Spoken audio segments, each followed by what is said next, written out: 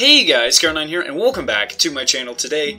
The Rise of Iron reveal stream just literally wrapped up, and I am here to do a complete dissection of all of the highlights shown during the stream. I'm going to be starting with the new Gjallarhorn, just because that was probably the most controversial leak that happened up to this point, just because all the details were not given. So the Gjallarhorn will be obtainable by every single player who purchases the Rise of Iron. You'll be able to get it from a questline where you actually have to forge the weapon itself from the armor of the Fallen Lords of Iron, which is a pretty awesome backstory for the Gjallarhorn. Now, in addition, for pre-ordering the DLC, you will get an exclusive reskinned Iron Gjallarhorn, which looks absolutely amazing. You can see that on the screen. So everyone gets this weapon from a quest, and people who pre-order it get a reskinned version, which is definitely the best way to do this in my opinion.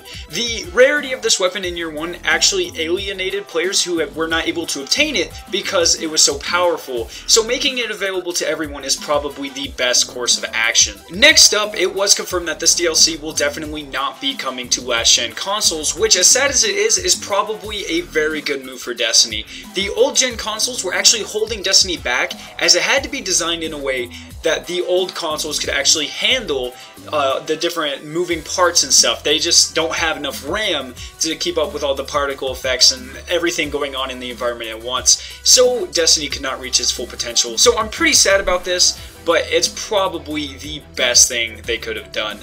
Now let's go ahead and talk about the actual story behind this DLC. It was explained to us that the Iron Lords fought this technovirus that they have dubbed SIVA. Now, in order to seal this virus away, all of the Iron Lords, except for Lord Saladin, actually gave their own lives to kind of encapsulate this thing.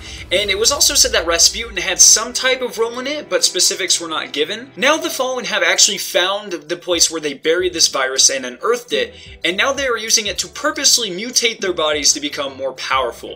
Our goal within this DLC is going to be to reclaim the Iron Lord's old base, Felwinter's Keep, which is on top of a mountain, and then wipe out the rest of the Fallen threat. And the endgame objective for this expansion is actually that we become Iron Lords ourselves, which is pretty mind-blowing. Now, something I thought that was really cool is that Felwinter's Keep is actually going to be our new social area. So what we're going to have to do when we start this DLC is go in, clear off the entire mountain and social space, and then we will be able to use it to get missions and stuff, which I thought was a really cool game dynamic. Next, we were given a look at some new types of armors and weapons. On screen, you can see what appears to be the new Hunter armor for the Trials of Osiris, among other amazing armor sets. In addition, we were given a short look at the Battle Axe, which will function as our third-person weapon for this DLC. So basically, it's the equivalent of Crota's Sword or the Scorch Cannon, but for the Rise of Iron. Now, the raid really wasn't mentioned at all during this live stream, but we did get to see one snapshot from it, and it appears that the Fallen have built some type of machine that will move along the top of the wall while chasing us. Now, I'm willing to bet if we stop moving, then it will continue to go and run us over and ultimately kill us, but other than that, this picture gives no details about what else we will be facing in the raid. So finally, how much will this DLC cost? Deej announced that the regular DLC will cost $30 and will come with all of the things you can see listed on screen.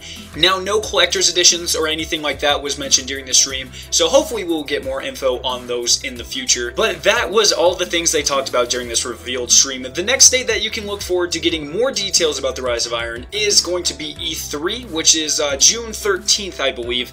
So make sure to subscribe to my channel to keep up to date with all things dealing with this amazing game. You can click the annotation on screen to watch that video if you have not seen it yet. Make sure to leave a like, rating, and share this video with your friends, and I'll see you guys in my next video.